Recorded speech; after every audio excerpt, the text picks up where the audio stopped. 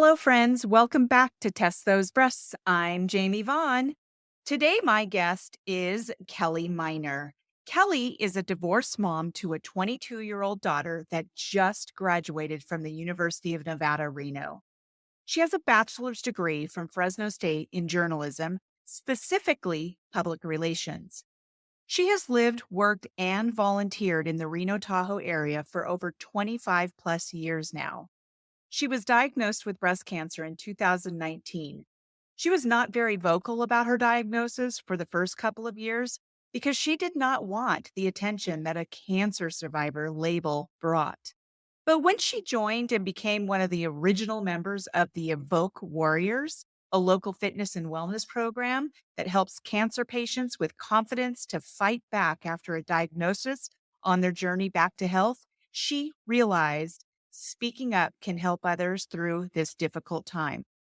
She does not like the word survivor, but prefers the word thriver or warrior, as it takes a lot of fight to get through something like this.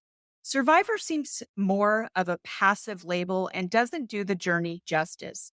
She is passionate about helping others and recently advocated for people diagnosed with cancer and testified twice at the Nevada State Legislature for cancer reform bills. In her downtime, Kelley enjoys kayaking, hiking around Tahoe, hanging out with her friends, and watching sports, and a good cocktail. Well, hi, Kelley. It's so great to see you and hear you. It's really nice to have you on my show, and I just really appreciate your being here. I actually met you. I was watching you testify in front of the Nevada State Legislature, and I was really intrigued with your story because a little bit of it is very similar to mine. And I actually stalked you on Facebook to see if I could find you to meet you. And I'm so glad I found you and that you agreed to be on Test Those Breasts. So welcome. Well, thank you for having me, Jamie. I appreciate that. Yeah, it's not something I normally talk about, which is funny, but when I found out that they needed somebody to testify, I went and testified. So it was nice that you reached out to me. Yeah. And I'm just really glad that you did testify because it was very intriguing to me. One of the things that we really are concerned about are these mammograms and early detection. And I know that the Senate Bill 330 that you'll talk about a little bit later has everything to do with making sure that women, hopefully at some point, all women, are able to get whatever mammograms that they need and every year and have it paid for because we know that early detection is where it's at. I mean, that is so much better than being diagnosed at stage 2, 3, 4 instead of very early on. Go- Actually, it is required for them to cover that. It's SB 330 was to cover all the diagnostic tests after they've had a sketch mammogram. Thank you for clarifying that because it is so complex and I learned so much from what I did watch and there's so much more to know. So thank you for clarifying that. Yeah, they Yeah. legally have to cover at least the basic mammogram now, right now. Okay. And then we're just trying to go a little bit above and beyond with that with SB 330. Yeah, because I you can get a sketchy mammogram and then they just say, okay, you're on your own. the way they found mine was a diagnostics mammogram. I had had 2 lumpectomies in the past and they were benign, but I have very dense tissue, which many women do. And with those normal screenings, it's really difficult to see cancer in the breast. So, what are your thoughts about early detection? So my thoughts about early detection is that it's so important to find it in stage one. I was one of those lucky ones that I did get it found in stage one. You've got like 90% chance of a 5-year survival rate if you find it in stage one. If you find it in stage four, it's usually incurable by that stage. And then it's a 22 to 50% chance of a 5-year survival rate. So it's critical to find it on those early stages and making sure it doesn't spread to other parts of your body. If you don't find it then, and women were given a really bad go during COVID when it came to diagnostics because they didn't do any of that at that time. They closed all the hospitals. They weren't doing mammograms. They weren't doing any kind of diagnostic And I talked to my oncologist, and they found a lot of cancers really late in women at that time because they weren't able to test and they weren't able to find them early. It's just critical. And I feel like I'm the lucky one and a blessed that when I found it, it was minuscule and I didn't even find it. The 3D mammogram found it. Uh-huh. And it wouldn't have been found with a mammogram, only a 3D mammogram. So I got lucky on that. Yeah. I actually had to put off my mammogram during COVID, and I go every single year. So I was a little freaked out that I couldn't get it until a little while later. Cause again, I had already had 2 lumpectomies in the last 8 years. And so I'm on high alert about that and know darn well that I need to get those. So when did you start getting your mammograms? I started actually really early. My grandma and also my great grandma both were diagnosed with breast cancer. And I know my grandma for sure had a double mastectomy when I was young. And so I started when I was about, I think it was about 35 or maybe 37. I started getting mammograms because my OBGYN wanted to make sure I had a base. And I had really normal mammograms for at least, well, until I was 50. And that's when I was diagnosed. So when they was diagnosed, I was going in for a routine and they asked me if I wanted to do a 3D. And I'm like, sure, I'll do 3D. They go, it could be a little extra, $50 extra or something. And I'm like, yeah, sure. I knew I had dense breast tissue. They had told me previously. And so I knew that a 3D would be much better than a regular mammogram and would be able to diagnose that. And lo and behold, they called me like a week or two later and said, we've got something sketchy and we need to look at this. And so I was actually going in for hip surgery. So I said, can we wait on this? And they're like, sure, we'll wait. But 2 weeks after my hip surgery, I crutched in and they did another diagnostic mammogram. And that probably wouldn't have been covered. Well, my insurance was really good, but it might not have been covered for others if they went in for a diagnostic after a regular mammogram. So I went in for that and an ultrasound. So they just did a mammogram on that right breast and the ultrasound. And that's when the tech said, I need to get the doctor. And the doctor came in and said, yeah, 90% chance this is cancer. Pretty rough. And I was by myself because I was used to, everything's going to be fine kind of thing. And so to get that diagnosis where he was really sure was a little shocking for me. And I had to take a moment for myself. You cry for a little bit. You're like, oh my gosh. And you think of the worst. And then you turn it around and you say, okay, all right, what do we do now? And that's what I did. I went, cried in that little dressing room where you put on that stupid little robe and everything like that. And then I took it off, put my clothes on, walked out and said, okay, where do we go from here? And within a week, I had a biopsy. And then within a month, I had a lumpectomy. Okay. And I had lymph nodes removed. So they confirmed that it hadn't spread. So again, I Good. was lucky. Very good. Yeah. Yeah. And you say that you were lucky and you absolutely were, but I want to make it very clear to the audience and as well, it doesn't matter what stage they find the cancer in. Cancer is cancer. And it Right. is a very scary word. It is scary to even think that something like that is inside your body. Sometimes people have told me, oh my gosh, you were so lucky that they caught it at stage 2. And some people are, oh, they were so lucky that they caught it at stage 0. And yes, the earlier that they do catch it, it is a lot luckier than some people. But man, it is just scary no matter how you look at it. So I just thank you for being so brave to tell us that story. And we do know that after we get mammograms, usually the radiologist won't call you back right Right. away if something is not wrong. You a That letter. They send you that Yes, they note. They send you a say, letter. it's all good. You tested normal. Yeah. So, I don't think they even call you if it's normal. They No. just send you a note and that's it. But then if you're thinking that something's wrong and you're waiting for them to call, that can be stressful too. Oh, yeah, it's very nerve-wracking. I knew when I had that mammogram and I was called back and I went into my little radiologist's office and he had these big screens with my breasts up there and talked about the calcifications. And I just knew, and there was an associated mass, but I actually did feel it, and I do have dense breast tissue as well, but I did feel it. Mine was much bigger. It was like 5 centimeters or something like that. Listening to my body was really super important anyway. Something to go on that. Listening to your body, but also I had a scare this last year where at the almost a little bit 3.5 year mark, I started developing lumps right there where my cancer was. And so I was convinced that it was coming back again. And Oh, I was no. like freaking out, and that sent me over the edge. But then they did an ultrasound and a biopsy, and everything was as normal as it can be. It was just scar tissue developing, Okay. which I was not told that it could develop 3 years later. Like, I would think that it would develop like probably within a year of the surgery, but it was 3.5 years later. And then I get this. So you can feel that, and you feel like, oh my gosh, it could be something, but it could end up not being that as well. So I think the trick is to not let your mind go crazy.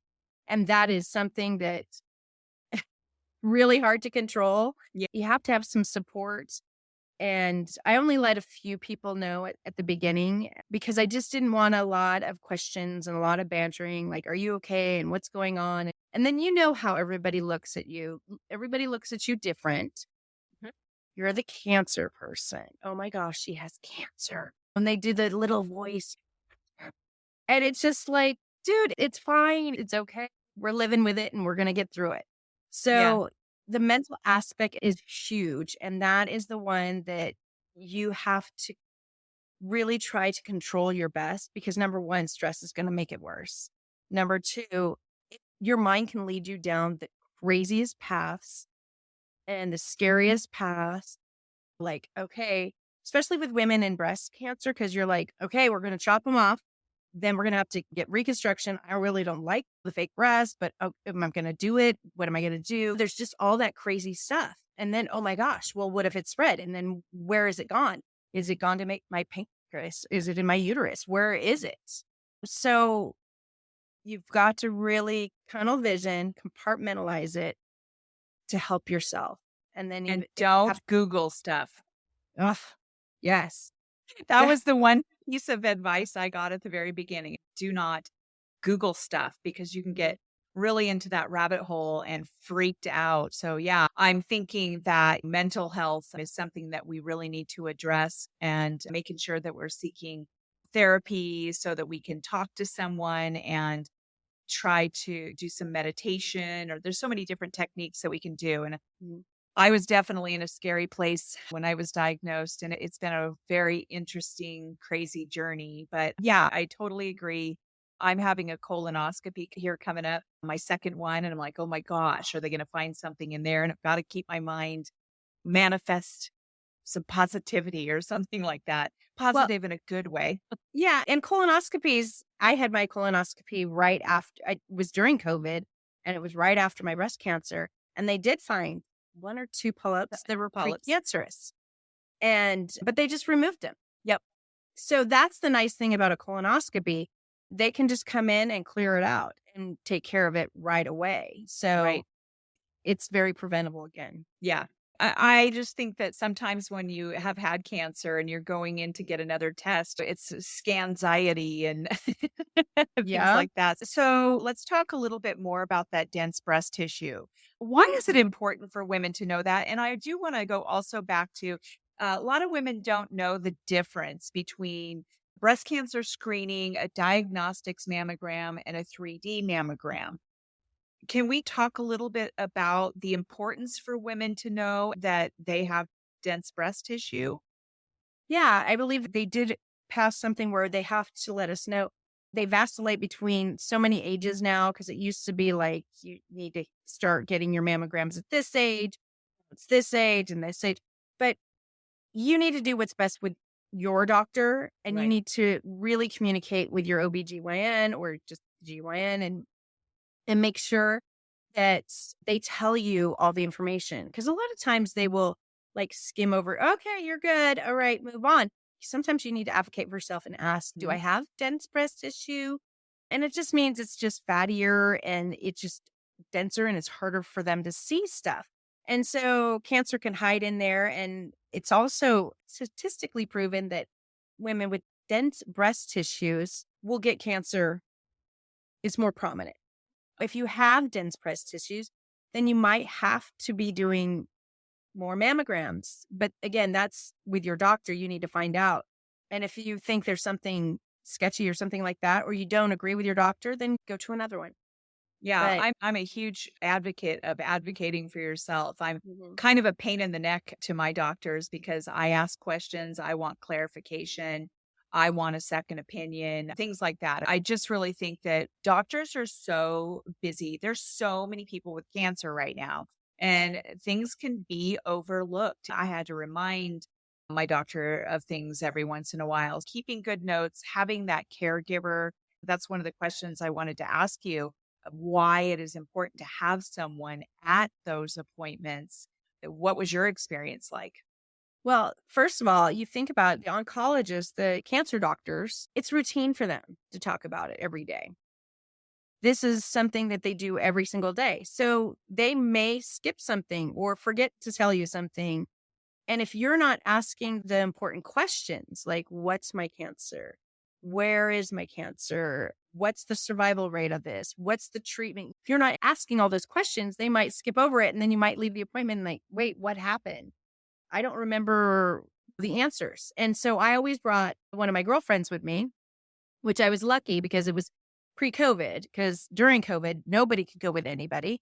I remember at Cancer Care Specialists, I was going there and they weren't allowing anybody in unless they basically had to have cancer to walk through the door. You weren't allowed to have anybody with you. But before, I was allowed to have somebody with me and she took notes and then she would ask questions too. She didn't say, "Hey, Kelley asked this question." She's like, "Hey, so what's going on with this and where do we go from here?" So she would help advocate for me as well. So it's Okay. always good to have a girlfriend, significant other, or somebody there with a notepad or a phone to type in the information and stuff like that, just so you get the names, dates, information. Because when you go in there, sometimes you're in there and then you might fog over because you hear too much information or you hear information like some people just black out with cancer. They're like, cancer, oh my gosh. And then That they was start, me. yeah, they go down the rabbit hole and they start freaking out. And so if you're not completely focused, you're going to miss some of the important information. Like, is it estrogen driven? Is it progesterone driven? Do you have BRCA? I did the genetic testing for that. So I don't have BRCA. I am positive, which is estrogen receptor positive. So that's important information to know because then I had to be put on a regimen of medication for the next 5 years or maybe even 10 to block that estrogen from feeding the cancer or feeding anything in there. And hopefully there's no cancer it feeds, but it was brought on or fed by the estrogen. Okay. So it's very fascinating because when I first was diagnosed, I really started learning about all the different kinds of breast cancer. And I remember one of my friends said, "Why can't they just go in there and just chop it out of there? Like, just get it out of there right now." I had a HER2 positive, estrogen and progesterone negative. Hmm. So with that, what they do, at least with my treatment, is they did the chemo first to shrink the tumor. And then I did the double mastectomy and the reconstruction. And then I did not have to have radiation because they did remove some lymph nodes and the margins were clear. And so therefore I did not have to have radiation. So in your case, you had the lumpectomy, but did you also have to have radiation? I did. So I did the lumpectomy within a month. They wanted to do radiation right when I was done with my lumpectomy and my surgery, but I ended up pushing it off a couple months because it was during the holidays and I just couldn't do radiation 21 days straight during the holidays. And it was my choice. So hopefully it doesn't bite me later, but it was 21 days of a radiation for 15 minutes. Radiation was, aside from the burns and very minimal of burns, it was pretty simple and easy. First, they give you tattoos. Mhm. You do the tattoos on each side of your armpits and then right in the middle of your breasts. And then you go in and they line you up every day. And the first day was probably a little bit longer because they took a little longer to line you up, but it was about 20 minutes the first day. Then after that, every day for 15 minutes in the afternoon. So And they then, call that mapping, right? So that hmm you go in and you get mapped, and that's where the tattoos come in. uh-huh. And then you go in, and apparently from what I've heard is that the radiation is very, very laser focused Uh-huh. on that area. Not always how it's been from what I understand. It's much, much more precise and targets right at that area. That's pretty fascinating. Yeah. Yeah. So yeah, it focuses right there. And then the last five visits were much more intense. They just really zap it at the end. But yeah, it's interesting because you're locked in a vault. It's a vault, and the walls are like probably 2 feet deep. It's like a vault door when they shut it because they don't want the radiation to get out. So you're kind of like, oh my God, I'm putting all this radiation on my body now. Did you get fatigued? A little bit, but I still work full time at the time and I get a little tired, but really not too bad. So, in hindsight, when you were talking about how you didn't want to do that over the holidays, do you think that you probably could have handled that over the holidays and because it was maybe not as bad as you thought it would be? That wasn't the reason why I didn't do it. I Okay. didn't do it because of my schedule. I just had too many Okay. activities and you have to be consistent with that at that time. Cancer puts a damper on your social life. Right. Right. The funny thing is, I had a trip to Hawaii in that January, and I actually got my tattoos right before I left for the trip. And then I started radiation the day after I got back from the trip, but I wasn't going to miss the trip. I said, I go, for my mental health, I need this trip. I Right. need to go. I've had everything. I'm going to start my radiation when I get back. I promise. And everything's going to be fine. And lo and behold, that was January 2020. And I finished my radiation into February 2020. If I had Okay. pushed off my trip, I would never have gone. Right. You're absolutely right. It's really interesting that you just told me that story because now I know that you and I have a little bit more in common because in March of 2020, we really wanted to go to New Orleans and the lockdowns were starting to happen. And I was like, do we go? Do we not go? I had never been. My husband had before, but I was super excited about going. And anyway, long story short, we did not end up going because it was a major COVID hotbed. And good thing we didn't because it was just terrible. And then the following year, March of 2021, I had rescheduled and then it became a hotbed again. It really never went away. Like New Orleans was hit hard and we had to cancel that trip. And then fast forward a year and a half later, we were supposed to go to my husband's army reunion last August 22. We had to cancel that because I had breast cancer. And then it turned out that I ended up going to New Orleans just this last December to have my deep flap autologous breast surgery. So Oh, lo wow. and behold, that's what got us to New Orleans. But the other thing is that last June, when they had discovered my breast cancer, they also discovered this huge thymoma tumor that was sitting up against my heart.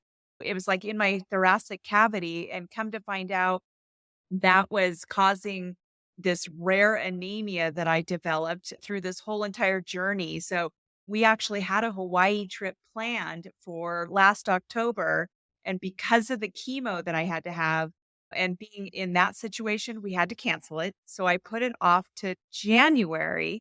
And then it turned out I had to have emergency surgery to get that thymoma tumor out of there at the end of January. So I had to put it off again and then I had to get on these medications that were going to suppress my immune system that I'm on right now. So they were telling me that I couldn't go to Hawaii when I rescheduled it in late March. And I said, no, I am going to start these meds the day that I come back from Hawaii. I'm going to Hawaii. I'm not going to cancel it. I need it for my mental health. Just let me go. I want to have the time of my life. And then I will start those meds. And we went to Hawaii. We had the time of our lives. And I actually started my medications on the day that we flew back. So it's so funny that, Yeah. that your Hawaii trip and good thing you got to go, right? Yeah. Yeah. Well, and that's the thing that they don't discuss a lot with people is the mental health part. Yes. Because the body, they can take care of that, but they can't take care of this. You have to take care of that. And you've got to make sure that it's, in a good place, because I find that some people with just the smallest cancers will pass away because they go straight down that rabbit hole and their doomsday, and they feel like, okay, I'm going to die no matter what. Yep. And then there's people that have the stage 4 and they live forever because they're optimistic and they're living their life. And Yeah. that's what you need to do.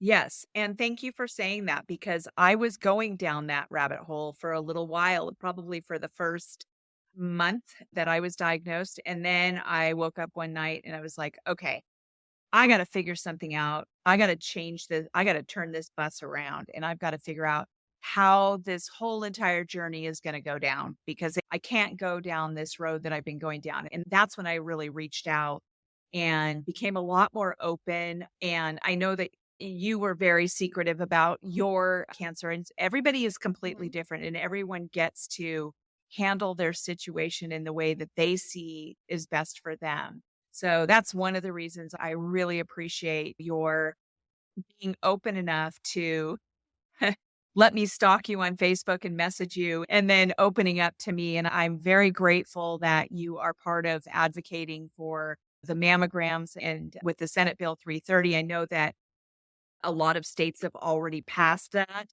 You know what? I was wondering in the show notes for our episode, I'm wondering if we could put a link in there where people can go in and find out more about Senate Bill 330 so that they can be aware of what they should be able to do. Yeah, that'd be a great idea. It's Yeah. very detailed, and the bills are usually legalese, so it's hard to read sometimes. But yeah, I think that's a great idea. Yeah, I think so too. And I know that you do have in here your email address in case anybody has any questions for you. Maybe something resonated with them, some of the audience that are listening. Are you okay with people reaching out and asking questions? Absolutely. Yeah, I was very closed at first. It was a private journey for me, and I don't go out and start doing public speaking or anything Yeah. like that. But when people have asked me or they're struggling with something, I'm happy to talk about it if it helps one Yes. person. My friend works for the Cancer Coalition, and she knew I had cancer, and she asked me to testify. And I testified previously for education and other bills before. And so they asked me to do that. And I said, well, you know what? If it's going to help people, absolutely. And it could help millions of people. We don't know. Yes. I had so much help when I first found out. It was amazing how many people reached out to me who had breast cancer in the past and said, if you need any help, if you need any support. And I felt the love. And I feel like the more we can get our stories out there and the more resources and the more we can try to unravel those complex things like types of mammograms and genetic testing and the law on what insurance companies have to pay for and how to advocate for yourself. I just think that the more we get out there with each other and link arms and do it together, the more I think that we can help so many people, Kelly. And Yeah. I'm so Operate. grateful that we got to have this conversation. One of the laws too is that women don't know is if you have a double mastectomy or mastectomy, they have to pay for reconstructive surgery. And that's something people Yes. don't know either. That's a law. They So, do, and there's a coding crisis going on right now that hopefully is going to be changing because of our advocacy work. The deep flap reconstruction that I had, where they take the tissue from your abdomen and they reconstruct your breasts with your own tissue and your own blood vessels, the insurance companies are trying to change it so they don't have to pay for that surgery. Instead, they want to pay for the old version of that surgery where it compromises your muscle, and so we've been fighting to make sure that they actually have to pay for that as well. Mine was paid for to a point. I had an out of network situation. So I actually did have to pay out of pocket because of the out of network. And there are so many people who are like, you shouldn't even have to pay anything out of pocket at Mm-mm. all. But it was worth it to me. But if they had changed that code before I actually wanted to get that surgery, there's no way I would have been able to afford it at all. Only Yeah. wealthy people would be able to. And that's not okay. Yeah, that's not Yes, that equality in healthcare. no. Nope, it is not. And so thank you for bringing that up because that is so important. Do you have anything else to say before we wrap up here? Just to make sure that your listeners know that they need to, if they get some kind of diagnosis, that they need to advocate for themselves and speak up. And don't be afraid to ask any question. There's no silly questions. And the doctors, if they're not listening to you, then they're not the right doctor for you. And if they're pushing you off and telling you, oh, it'll be fine, da, da, da, then maybe you need to seek out another specialist, get the best care you can, and make sure you advocate for that and get a partner to help you. You don't need a huge group of friends or anything like that. You just need one or two good people that will help you through that process. If you want to, Yes, don't do it alone. yeah, don't do it alone. If you want to have a party, great, but just get one or two that are really good that help you out and make sure that they're there for those appointments so that you can get all the information you need. But Love it. information is king here. Yeah, great advice. Great advice. Well, thank you very much, Kelly. And to my audience, thank you so much for joining. And we will see you next time on Test Those Breasts.